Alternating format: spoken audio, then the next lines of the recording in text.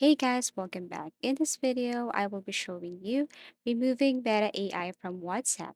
So actually, this WhatsApp Meta AI is not available in all countries, including my country. But if it's available in your country, what you're going to do is to open your WhatsApp, make sure that this one is up to date, tap this three dots at the top right corner, go to settings, and then under chats, you should see the option like this.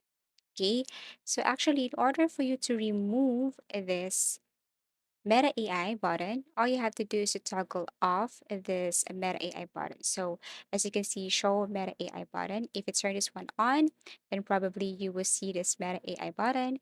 And to remove this, all you have to do is to toggle this one off. So in case if you want to save your messages first, you can go to backup before using this Meta AI here on WhatsApp. So in case that you can toggle off this Meta AI button, then it's time to update your application. Go to Play Store or App Store and then type WhatsApp and make sure that you have click this update button right here to simply update the features on your WhatsApp application. So I really hope that this video helped you. Thank you for watching and see you again in our next video tutorials.